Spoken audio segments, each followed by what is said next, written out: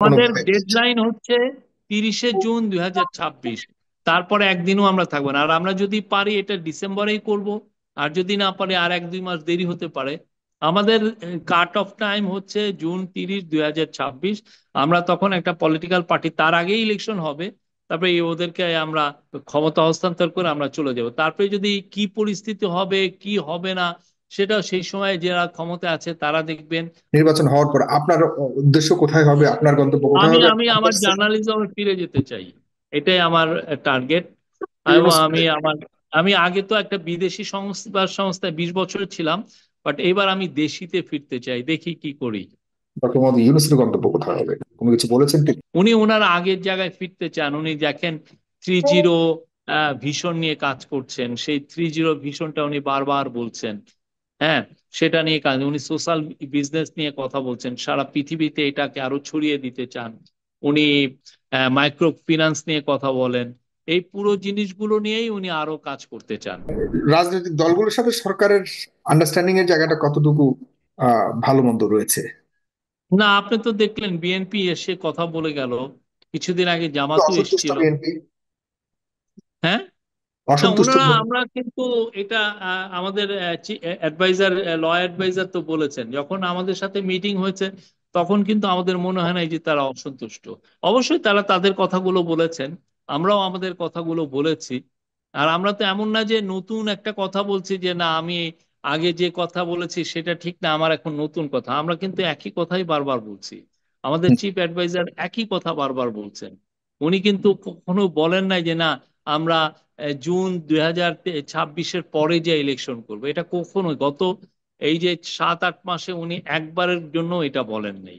তো কিন্তু এই এটা যে এখন জনগণ, ওনারা যদি, জনগণ কেউ কেউ নামছে বা রাজপথে নামতে চাচ্ছে না, এই সরকারকে থাকতে হবে, এই সরকারকে আমরা যেতে দিব না, এই ধরনের সেটা মিছিলে জনগণ, শুনেন আমি আপনাকে জনগণ সেরকম পছন্দ দাবি করি নিয়ে না। নামলেও কি আপনাদের মত পরিবর্তনের কোনো সুযোগ আছে, বা এই সরকারের মত না না পরিবর্তনের না সুযোগ না, আছে? সেই জায়গায় আমরা যেটা বলেছি বলেছি, সরি। তাহলে সেখানে আপনাদের ফুল স্টপ, আপনারা আগামী হ্যাঁ হ্যাঁ, জুনের পর আমাদের কোনোভাবে। ডেডলাইন হচ্ছে 30শে জুন 2026।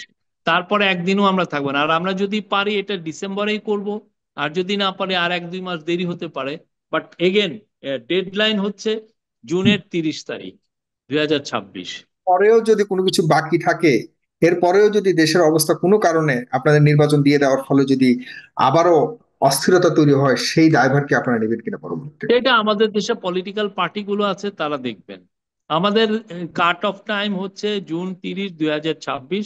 আমরা তখন একটা পলিটিক্যাল পার্টি, তার আগেই ইলেকশন হবে, তারপরে ওদেরকে আমরা আহ, আহ, ক্ষমতা হস্তান্তর করে আমরা চলে যাব। তারপরে যদি কি পরিস্থিতি হবে কি হবে না, সেটা সেই সময় যারা ক্ষমতা আছে তারা দেখবেন।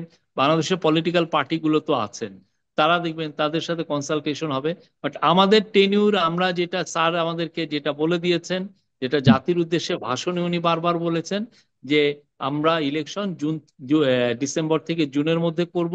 এবং এর মধ্যেই আমরা ইলেকশন হওয়ার সাথে সাথে আমরা একটা ইলেক্টেড গভর্নমেন্টের কাছে আমরা আমাদের পাওয়ার ট্রান্সফার করে চলে যাব। আর রিফর্ম যতটুকু আমরা পারার আমরা করব, বাকিটা তো অবশ্যই বাংলাদেশের মানুষগুলো তো থাকবে, তারা ঠিকই তাদের পরবর্তী গভর্নমেন্টের কাছে রিফর্ম গুলো আদায় করে নিবে। জি। কিন্তু আপনি আপনার স্ট্যাটাসে লিখেছেন আপনার প্রাপ্তির কথা, গত 8 মাসে 9 মাসে এক চিমটি আহ কি বলে এটাকে, এক চিমটি ভালোবাসা, আবার একটু ঘৃণা, এই যে ইত্যাদি ইত্যাদি, আমি বের করবো, একটু পরে বের করে বলতে পারবো। আপনি কি করবেন গত আগামী নির্বাচন হওয়ার পর? আপনার উদ্দেশ্য কোথায় হবে, আপনার গন্তব্য কোথায় আমি হবে? আমি আমার জার্নালিজমে ফিরে যেতে চাই, এটাই আমার টার্গেট। এবং আমি আগে তো একটা বিদেশি সংস্থায় 20 বছর ছিলাম, বাট এবার আমি দেশিতে ফিরতে চাই, দেখি কি করি। আমি কাজ করতে পারি, আমি নিশ্চিত কেউ না কেউ আমাকে চাকরি দিবে। এইটুক আমি, কেননা রিজেকের মালিক আল্লাহ, বাকিটুকু আর কি, তো কোনো কি আর নির্বাচন বলবো। বা সরকার থাকার কোনো ইচ্ছে নাই?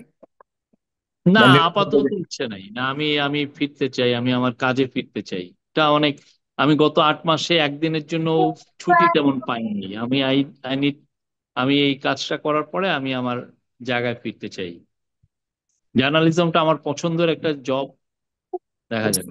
গন্তব্য কোথায় হবে, ডক্টর মোহাম্মদ ইউনূসের গন্তব্য কোথায় হবে, কোনো কিছু বলেছেন তিনি? হ্যাঁ, তা ডক্টর আমি মোহাম্মদ ইউনূস, চাবো যে একটা ইংরেজি পত্রিকায় ফিরতে দেখা যাক, ডক্টর মোহাম্মদ বা ইউনূস কোথায় যাবেন? মানে তিনি এরপর কি ওনার করবেন? তো অনেকগুলো কাজ আছে না, উনি অনেক অনেক, তো উনি খুবই না, রাজনীতিতে বা সরকারের স্বপ্নচারী পরবর্তী মানুষ। সরকারের সাথে কোনোভাবে কি থাকার কোনো ইচ্ছা আছে কিনা, পরবর্তী সরকার, রাজনৈতিক সরকার না যখন না আসবে? না, প্রফেসর ইউনূসের এটা নাই, অন্তত এত আপাতত এইটুকু যদি বলতে পারি যে ওনার এটা নাই। উনি ওনার আগের জায়গায় ফিরতে চান। উনি দেখেন 3-0 ভিশন নিয়ে কাজ করছেন, সেই 3-0 ভিশনটা উনি বারবার বলছেন। হ্যাঁ, সেটা নিয়ে কাজ, উনি সোশ্যাল বিজনেস নিয়ে কথা বলছেন, সারা পৃথিবীতে এটাকে আরো ছড়িয়ে দিতে চান। উনি মাইক্রো ফিন্যান্স নিয়ে কথা বলেন। এই পুরো জিনিসগুলো নিয়েই উনি আরো কাজ করতে চান, এটা ওনারা। আর দেশে আরো ইনস্টিটিউশন করতে চাচ্ছেন, আপনি ইউনিভার্সিটি করতে চান উনি, আরো বড় বড় যাতে বাংলাদেশের মানুষের মঙ্গলে আসে, মানুষের উপকারে আসে, এরকম কাজগুলো উনি করতে চান, জি, বাট তার মানে নট তিনি রাজনীতিতে গভর্নমেন্টের আসছেন না। থেকে, গভর্নমেন্টের বাইরে থেকে, সরি। তিনি রাজনীতিতে আসছেন না। না না, কখনোই না। উনি রাজনীতিতে আসবেন না, এটা স্পষ্টভাবে অনেকবার বলেছেন, আমি আবারও বললাম উনি রাজনীতিতে আসবেন না। ওকে, তাহলে মোটামুটি আজকে সবকিছুই জানা হলো। জনাব শফিকুল আলম, আপনাকে অনেক অনেক ধন্যবাদ, অনেক রাত পর্যন্ত আমাকে সময় দিয়েছেন। কিছুদিন পর আবারও আপনাকে পাবো অন্যান্য বিষয় নিয়ে, সে আশা রেখে আজকে এখানে শেষ করছি।